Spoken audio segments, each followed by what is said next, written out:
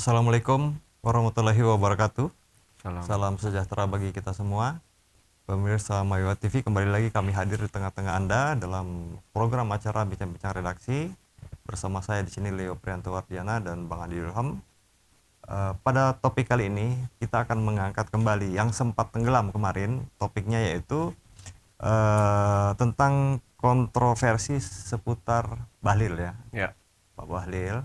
Di mana setelah beliau sempat menyinggung Raja Jawa saat pemaparan visi dan misi pada Munas Golkar yang ke-9, sehari setelah itu atau 2 hari setelah itu ya, muncul gejolak ya tentang bagaimana publik bisa mengawal putusan MK.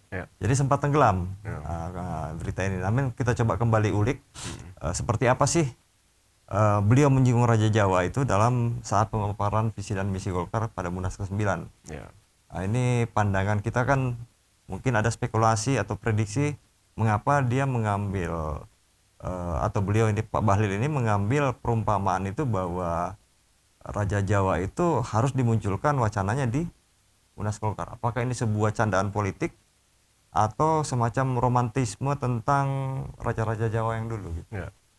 Itu di pidato visi misi atau pidato kemenangan? Ya termasuk kayaknya di pidato kemenangan ya, termasuk ya karena di situ kan dia memaparkan visi dan misi juga. Ya mungkin ya. Jadi memang mengejutkan kan, Bahlil menyampaikan suatu hal yang rasa-rasanya juga tidak biasa di telinga. Tidak biasa dalam pengertian secara etika agak sensitif untuk diucapkan, apalagi disampaikan di depan publik. Terutama karena dia mengaitkan Raja Jawa dengan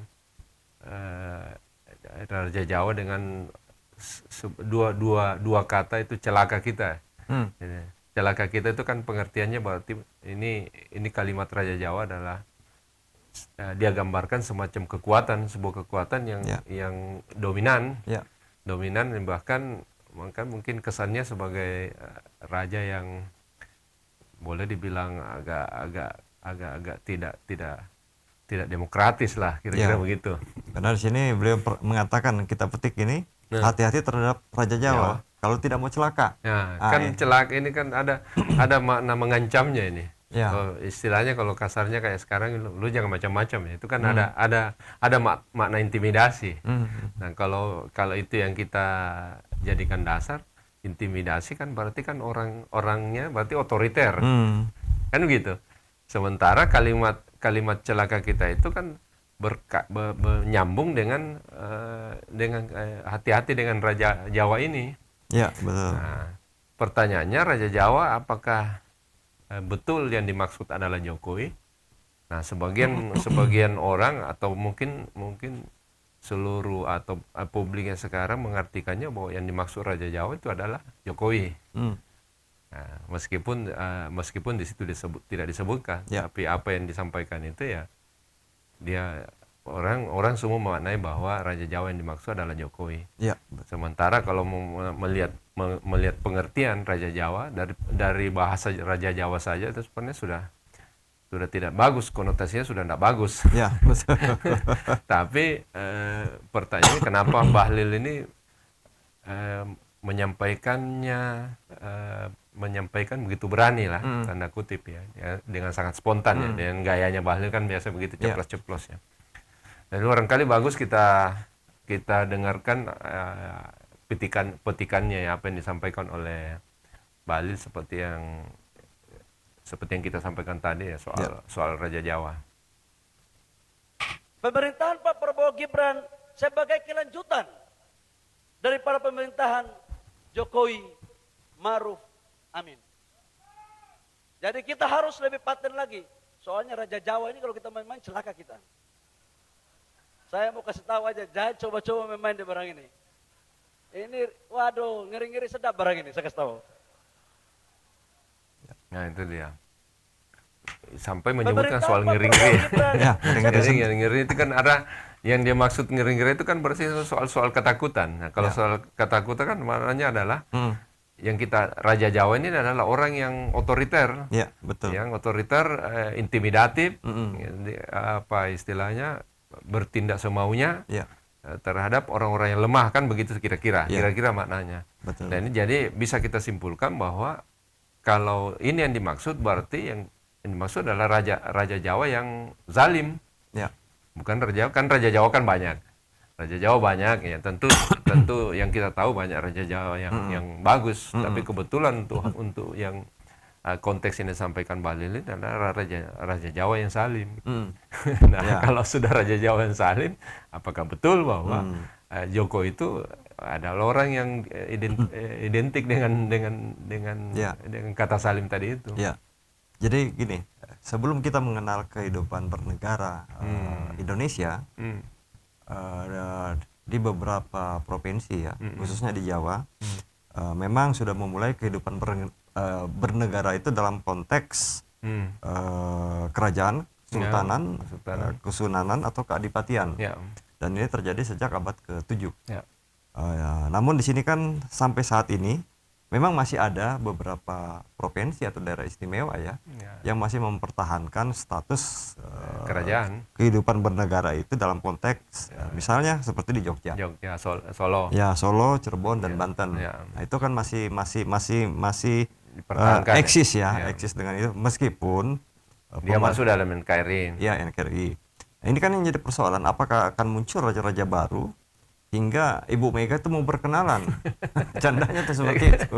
Jadi ya boleh dibilang sebenarnya Bahlil ini adalah candaan politik. Tapi kan canda politik dan disampaikan serius itu kan mengingatkan kita pada masa-masa kelamnya masa lalu yang terkait soal Raja Jawa. Raja Jawa pengertiannya khususnya yang berkonotasi negatif, yaitu berkarakter zalim. Ya, karena kan betul. banyak Raja Jawa tentu juga jauh dari kata-kata zalim kan. Nah, sementara kalau bicara soal Raja Jawa yang zalim, otomatis ingatan kita ini teringat pada soal yang terkait dengan soal perang bubat yang antara Raja Jawa dengan Raja Sunda. Ya, Ini akhirnya mau tidak mau memiliki situ. Apakah persisnya belum tentu juga. Ya, no? ya. Tapi mau tidak maunya akhirnya ke situ ya, soal penguasaan kerajaan Majapahit terhadap raja-raja yang ada di Nusantara ya. Apalagi kan kita kan kenal ada namanya Sumpah Gajah Mada ya. Ya. Bupati Gajah Mada yang sangat lekat dengan soal penguasaan wilayah.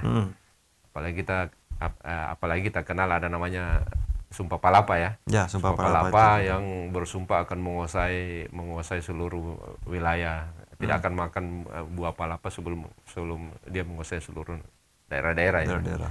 Nah, sementara kalau itu yang kita jadi rujukan, berarti kan ini soal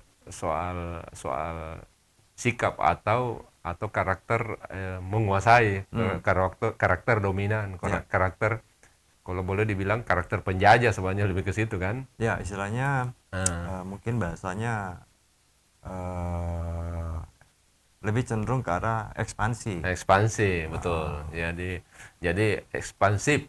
Ya, Jadi ya. raja yang karena memang kan ketika itu ya raja-raja memang kerajaan-kerajaan memang ya umumnya sifatnya ekspansif umumnya toh. Ya. Yang kala itu mungkin nilainya beda kalau sekarang. Ya waktu itu mungkin dianggap lumrah. Ya. Jadi belum tentu juga semuanya konotasinya jelek.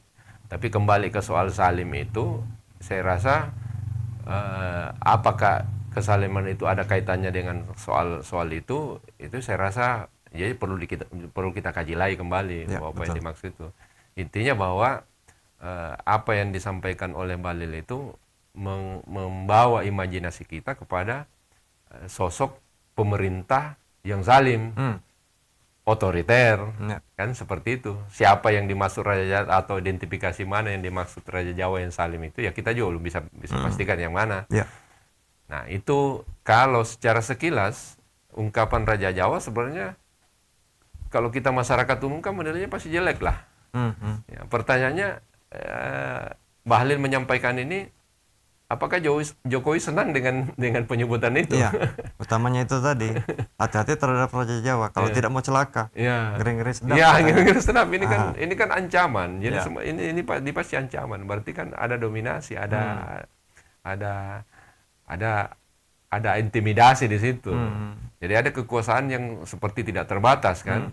Kan kalau melihat sekilas pertanyaannya ini kan melihat sekilas ini kan sebenarnya merugikan Jokowi. Ya. Tapi pertanyaan kita apakah Bahlil ini mendapat teguran atau tidak dari Jokowi? Kan kita tahu sampai hari ini kan tidak ada. Ada dari Ya bahkan pihak-pihak istana pun tidak mau berspekulasi ya, ya, tentang ada pendapat istana bahkan dia bahkan menyebut juga silakan masing-masing mengartikan masing-masing interpretasi masing-masing. Ya, ya, betul. Ya, jadi sepertinya aja istana juga belum berani mengambil sikap dan minimal berpendapat. Ya, terutama semuanya dari Jokowi. Kan kita kan jadi bisa menilai sebenarnya kalau kalimat itu atau pengistilahan itu diterima dengan baik, berarti kita bisa menyimpulkan bahwa Jokowi juga menikmati karakter Raja Jawa yang dimaksud oleh Bahlil itu. Ya, ya. Ya kan berarti kan kalau diterima karakter Raja Jawa yang dimaksud Bahlil, berarti karakter kepemimpinan Jokowi itu ya boleh dibilang jelek, buruk. Baik. Jadi intinya memang ini seputar Raja Jawa yang dimaksud dalam yang disinggung oleh Bahlil ini. Hanya Bahlil yang tahu. Ya, hanya Bahlil yang tahu. Jadi apakah dia memang sekedar untuk romantisme tentang raja-raja Jawa dulu yang istilahnya punya sejarah dalam sebelum kita menjadi NKRI, atau memang cuma guyonan politik beliau gitu kan? Ya banyak yang sudah menganggap bahwa itu guyonan politik.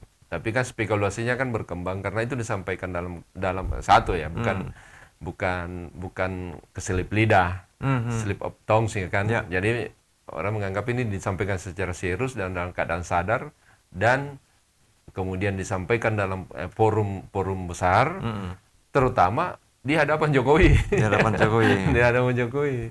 Nah, ini juga jadi spekulasinya jadi macam-macam, makanya kita bahas ini kali ini.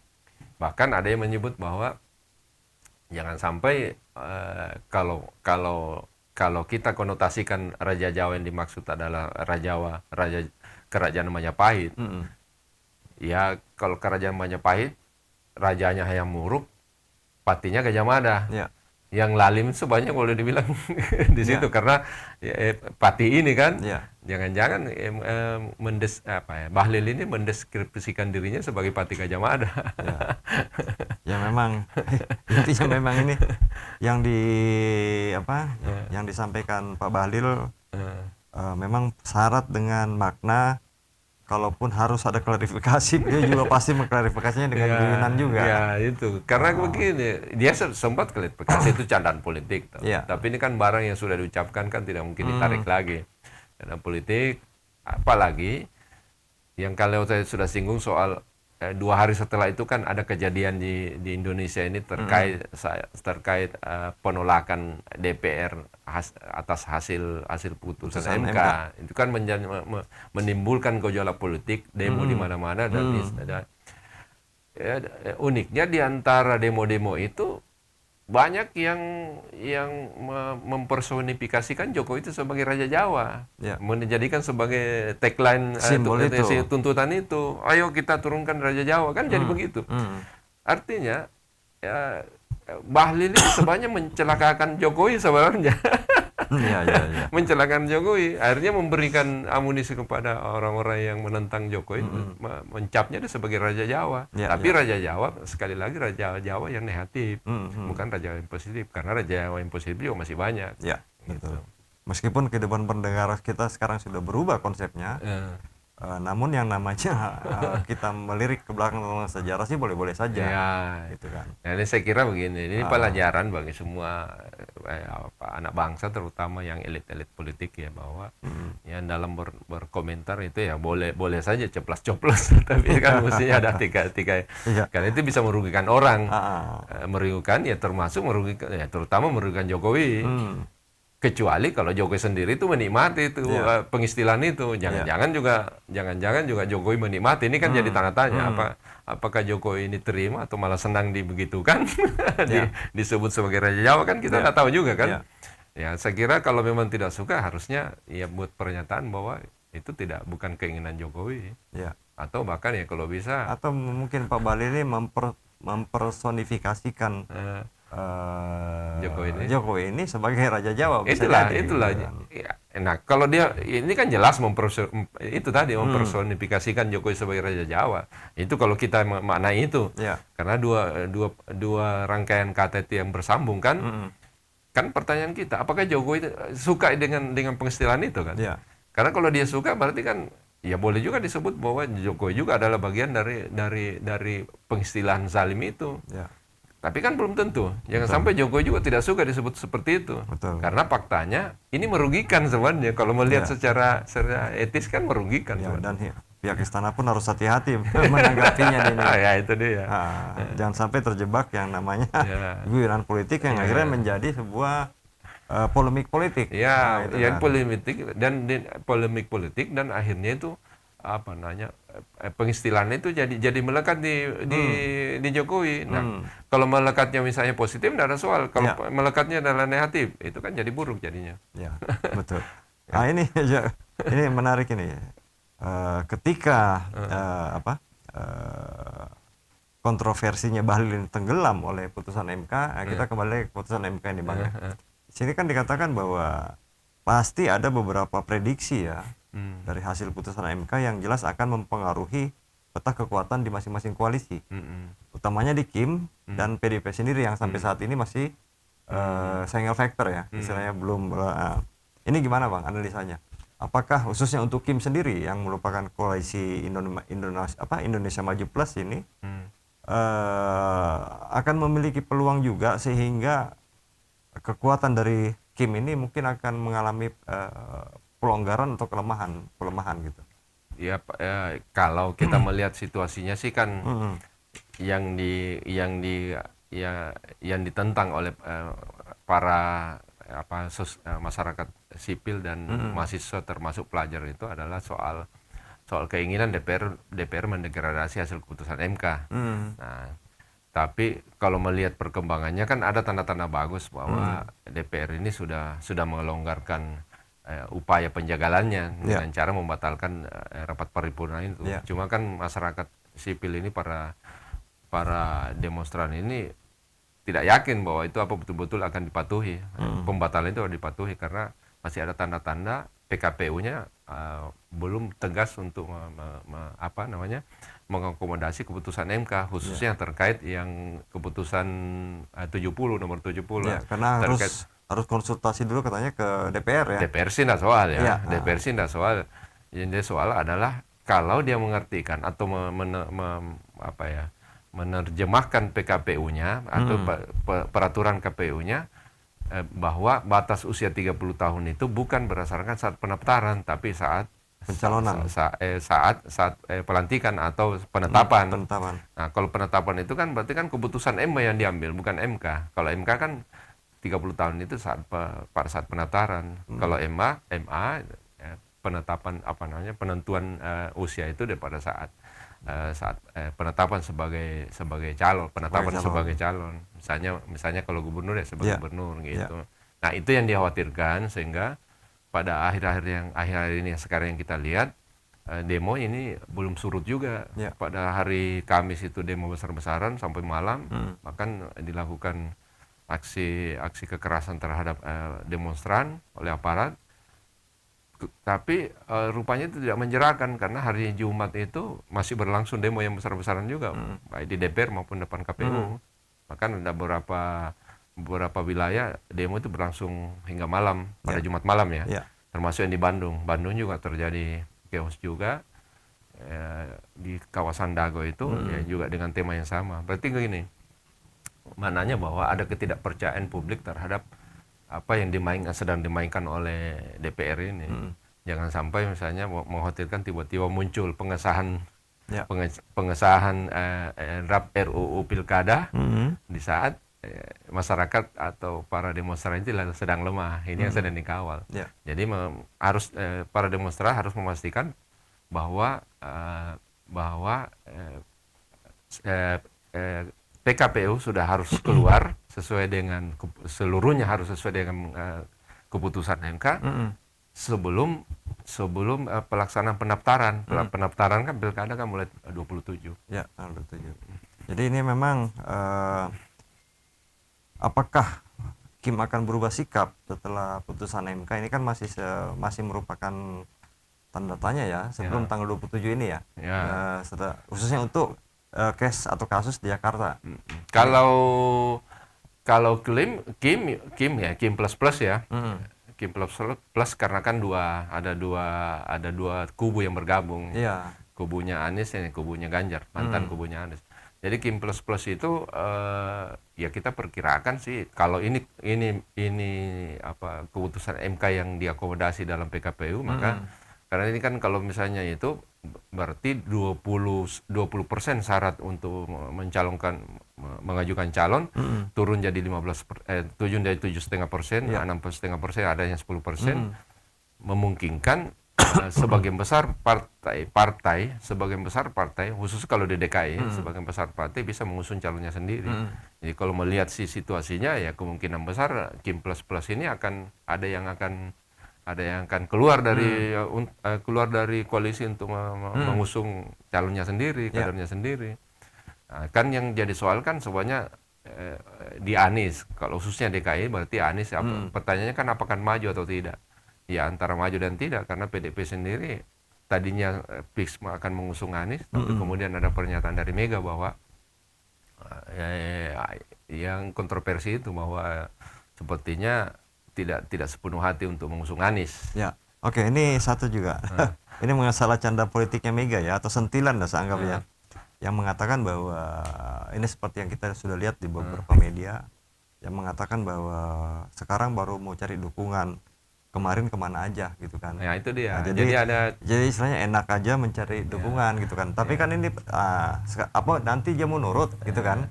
Jadi ada semacam perubahan sikap dari PDP khususnya Mega ya soal rencana dukungan kepada Anies. Awal-awal kan sebenarnya tidak ada soal kan. Ya. Semua petinggi-petinggi PDP itu kan tidak persoalkan, apalagi itu kan Anies sebagai calon juga sudah diajukan secara resmi oleh PDIP kan. Tapi pernyataan Mega itu tidak bisa dipisahkan dari soal batalnya DPR menggelar rapat paripurna. Artinya kemungkinan besar yang terjadi adalah keputusan MK yang dijadikan dasar. Berarti PDIP kalau itu terjadi maka PDIP tidak di Jakarta dipastikan bisa mengusung sendiri. Artinya nilai tawar PDIP ini kan jadi naik kan. Ya. Kalau keputusan MK itu yang dijalankan cuma 7,5%, sendiri pun PDIP bisa mengusung. Ini saya kira ini ada semacam tawar-menawar politik yang menurut kita, pemahaman kita, ya Mega menaikkan nilai tawarnya terhadap itu. Jadi kalau dibilang Anies awal-awalnya kita bilang Anies pastikan diusung oleh PDIP ya. Sekarang ini jadi tanda tanya apakah betul-betul Mega serius akan mengajak itu. Tapi sepertinya ini memang pesan yang sentilan Mega ini ini tersirat di dalam itu sebenarnya untuk dua target. Jadi sebenarnya, mungkin ini kan dia sampaikan bahwa enak aja mau cari dukungan, nanti mau nurut nggak? Nah ini yang nanti istilahnya mau nurutnya ini kan sebenarnya kita ketahui bahwa pada awal Jokowi naik di tampuk pemerintahan. Ya ini kan beda kubu tuh. Dulu memang PDI ada di belakang itu semua, mendukung Jokowi, mengawal beliau lah. Namun di akhir masa periodenya ternyata keadaan berbicara lain. Menjelang akhir masa periodenya Jokowi. Nah ini mungkin disematkan juga, pesannya disematkan kepada Anies. Apakah nanti, jangan sampai nanti seperti itu kejadiannya gitu. Kan memang agak berbeda sebagai latar belakang. Sosial politik antara PDIP dengan Anies Baswedan kan capnya ini berbeda, meskipun pada dasarnya kan dua-duanya adalah nasionalis. Anies Baswedan juga seorang nasionalis, PDIP juga sebagai partai nasionalis. Saya kira kalau dari sisi itu ada beda, tapi pencapaiannya masyarakat ini melihatnya sepertinya berbeda. Kalau Anies kan dikonotasikan sebagai orang yang tengah ke kanan, lebih ke kanan ya. Sementara PDIP diasosiasikan sebagai partai yang basis ideologinya lebih tengah ke kiri. Mungkin dasar itu sampai Mega mengatakan mau nurut apa enggak, karena kan kita tahu dulu waktu Anies naik itu kan ada pertentangan yang sangat keras di DKI ya, terutama kita berhadapan dengan Ahok, yang Ahok ketika itu diusung oleh PDIP. Di situ terjadi pembelahan, pembelahan yang mengarah ke isu SARA sebenarnya.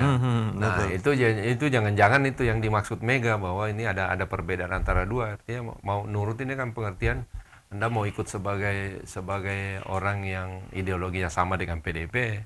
Bahkan isunya kan juga jadi syarat bahwa Anies itu harus jadi kader PDIP. Gitu ya. Kedua, kemudian pengalaman lain atau fakta lain menyebutkan bahwa ketika selama kepemimpinan Anies kan PDIP yang sangat gencar atau getol mengkritik Anies, bahkan habis-habisan kalau bilang-bilang gitu. Ya ketika itu kan pimpinannya adalah Prasetyo Edy, ya, jadi ketua DPR kan. Dia merupakan politisi yang sangat keras menentang, bahkan bukan cuma dia, seluruh fraksi PDIP di Jakarta ketika itu. Jadi bersama dengan PSI juga sangat keras. Jadi mungkin itu yang dimaksud oleh Mega bahwa mau nurut atau tidak kan, bahwa ada pemahaman atau ideologi atau apalah namanya memang dinilai berbeda. Nah, kira-kira begitu. Ya, jadi memang ini beberapa topik yang kita bahas pada hari ini ya, mulai dari Bahlil hingga Mega, mungkin itu memang bersifat candaan politik, tapi di dalamnya meskipun samar tapi syarat makna sebenarnya, Pak. Selain kalau soal bicara Bahlil, selain Raja Jawa adalah satu lini kan beredar media sosial juga soal gambar yang diduga ada Bahlil di situ, tapi ada botol di sampingnya, botol minuman keras yang netizen sebutnya whisky. Ya. Jadi ini juga jadi kontroversi baru bagi Bahlil, karena kan kita udah tahu ini apakah benar atau tidak, tapi media sosial ramai membahas karena bukan hanya whisky itu sebagai barang yang tidak diperbolehkan bagi orang umat Islam, tapi harganya, harganya juga yang dibahas oleh netizen, karena setelah diidentifikasi sudah dilakukan semacam pencarian, ditemukan bahwa benda yang ada di samping kanan Bahlil itu seharga kira-kira 29 juta. Jadi satu ini kan botol kecil itu. Jadi ya ada semacam protes sosial dari masyarakat, khususnya masyarakat media sosial yang mengkritik Bahlil kalau itu betul bahwa Bahlil, sekali lagi kalau itu betul Bahlil, bahwa ini mempertontonkan gaya hidup yang bermewah-mewah lah kan, meskipun dalam bentuk minum konsumtif dengan mengkonsumsi barang yang sangat mahal. Pertanyaannya apakah memang Bahlil itu gaya hidupnya seperti itu atau tidak kan, jadi tanya. Karena dua hal, satu tadi bahwa melaksanakan terkait soal larang agama, kemudian yang kedua ini soal harga. Harga itu. Karena ini kan kalau soal harga atau gaya hidup sekarang kita jadi sensitif bagi masyarakat. Kenapa? Masyarakat Indonesia pada umumnya sekarang lagi mengalami kesulitan. Tentu kan hal-hal yang seperti ini, kalaupun Anda lakukan jangan dipertontonkan. Tapi ini kan mungkin juga ya. Ini sepertinya bukan Bahlil yang sengaja mempertontonkan ini. Mungkin ada sesuatu, ada semacam foto lama yang diungkit kembali oleh netizen. Ya, tapi sekali lagi tetap jadi seperti itu, bahwa jadi pertanyaan buat jadi netizen ya. Jangan sampai standar yang diperlihatkan, kalau betul itu standar perlihatkan di gambar itu jangan jadi standar moral bagi para pejabat. Nah, itu saya kira itu. Ya, baik.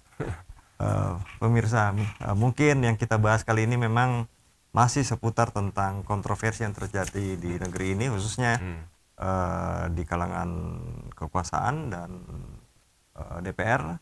Namun semuanya ini bagaimana kita memaknainya, memang hanya beliau-beliau tadilah yang bisa mengklarifikasi sebenarnya apa sih guyonan politik mereka.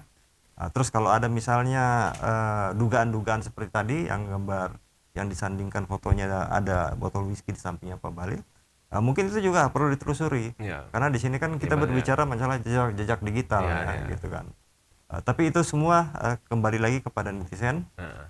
dan pemirsa dalam memaknai beberapa kontroversi yang terjadi di negeri ini, khususnya pada minggu-minggu ketika ke-4 Agustus. Ya. Dan kita berharap tanggal 27 nanti ada perkembangan baru ya Bang ya. Atau hari Senin lah, hari Senin Ya. bisa ada perkembangan baru.